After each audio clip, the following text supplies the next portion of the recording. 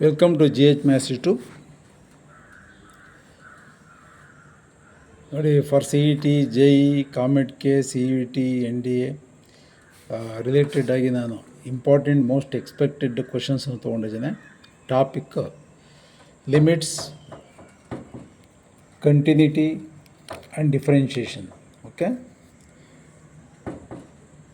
Already ನಿಮಗೆ ಏನು C E ಟಿನಲ್ಲಿ ಕೇಳಿದ್ದಾರೆ, ಜೆ ಇನಲ್ಲಿ ಕೇಳಿದ್ದಾರೆ, ಆ ಕ್ವಶನ್ಸನ್ನು ಸೆಲೆಕ್ಟ್ ಮಾಡ್ಕೊಂಡಿದ್ದೇನೆ. ಬೇರೆ ಅದ್ರ ರಿಲೇಟೆಡಾಗಿ ಬೇರೆ ಕ್ವಶನ್ಸ್ ತೊಗೊಂಡಿದ್ದೇನೆ. ಒಟ್ಟು ಟೋಟಲ್ 114 ಕ್ವಶನ್ಸ್ ಇದೆ. ಓಕೆ, ಲಿಮಿಟ್ಸು, ಕಂಟಿನ್ಯೂಟಿ, ಡಿಫ್ರೆನ್ಷಿಯೇಷನ್ ರಿಲೇಟೆಡಾಗಿ ಒಟ್ಟು 114 ಕ್ವಶನ್ಸ್ ಅಂತ ನಾನು ತೊಗೊಂಡಿದ್ದೇನೆ.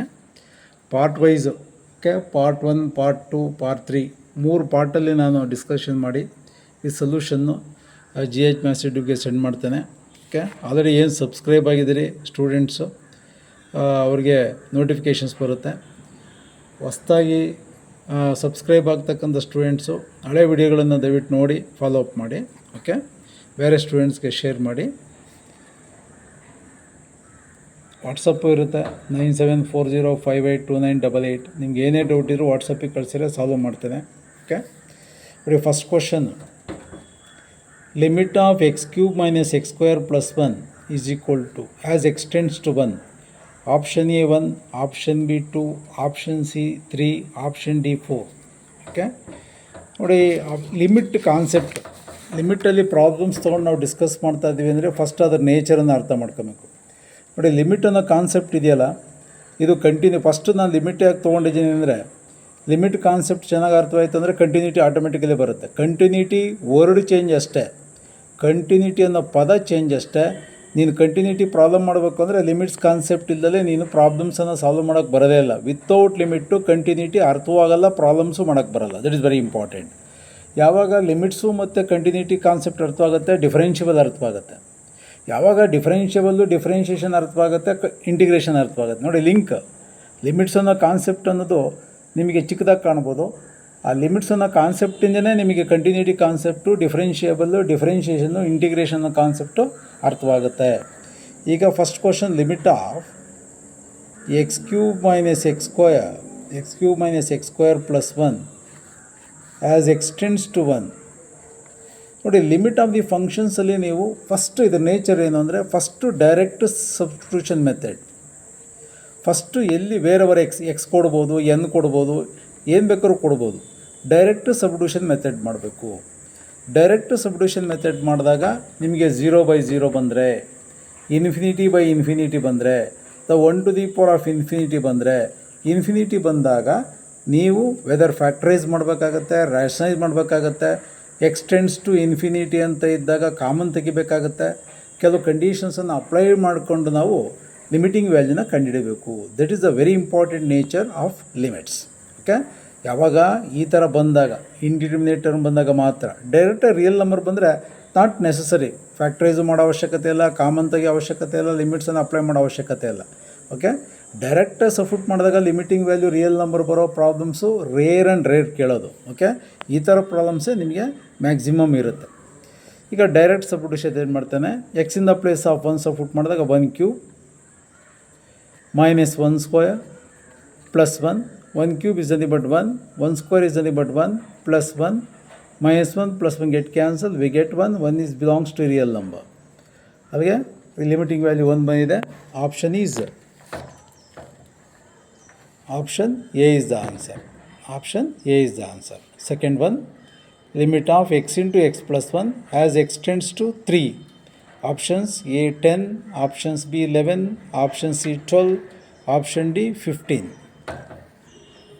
Solution, limit of x into x plus 1 as extends to 3. Apply the limit in the place of x.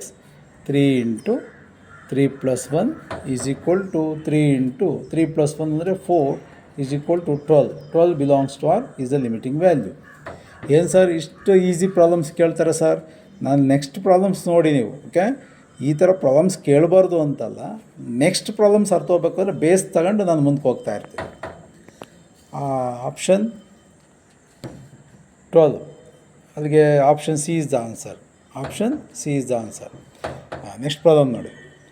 Limit X tends to -1 1 plus X square plus X cube so on x to the power of 10 is equal to option A 0, option B 1, option C 2, option D does not exist.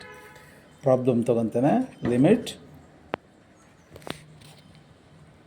1 plus X square so on up to X power 10 as X tends to -1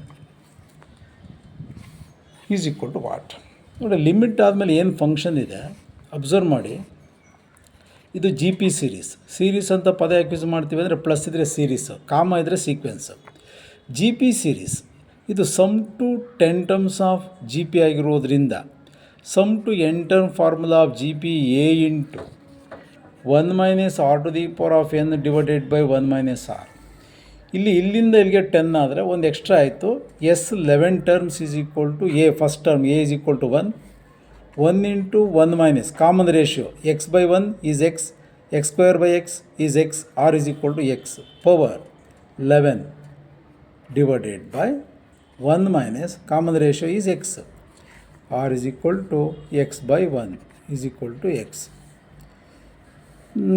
Limit of the result of this is ಬರ್ದ ಜನ 1 minus x power 11 divided by 1 minus x as x tends to -1. Now apply the limit in the place of x equal to -1, 1 minus half. In the place of x -1 whole to the power of 11 divided by 1 minus half -1. ನೋಡಿ, power ಇದ್ದಾಗ minus into minus multiplication ಮಾಡೋಕ್ಕೆ ಬರಲ್ಲ. 1 -1 whole to the power of odd number ಇದ್ದರೆ -1 ಬರುತ್ತೆ. Minus into minus plus 1, minus into minus plus 1, 1 plus 2 2 divided by 1 plus 2 2 2 by 2 is the but 1. ಅದಕ್ಕೆ limiting value is 1 as x tends to -1 of this function. ನೋಡಿ, condition formula based problem ಸಿಕ್ತು ನಿಮಗೆ.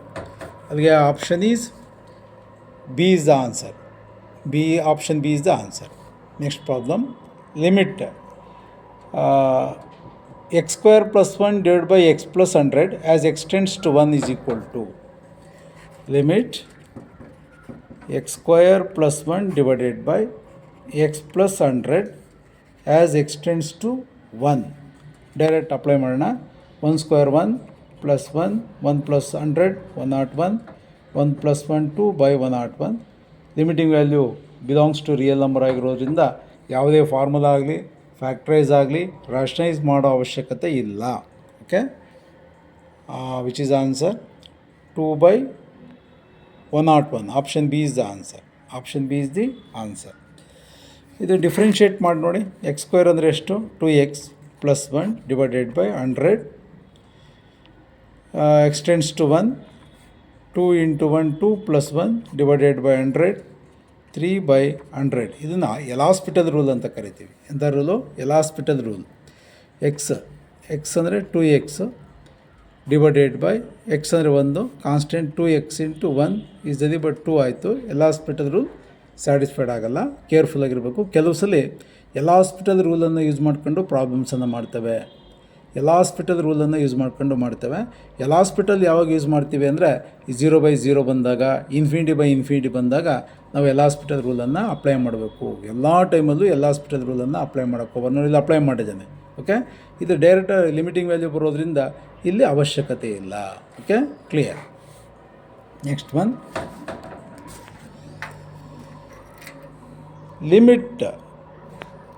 Fifth one, limit root of x minus 2a plus root x minus root a divided by root of x square minus 4a square as x tends to 2a is equal to option A 1 by root a, option B 1 by 2 root a, option C root a by 2, option D 2 root a.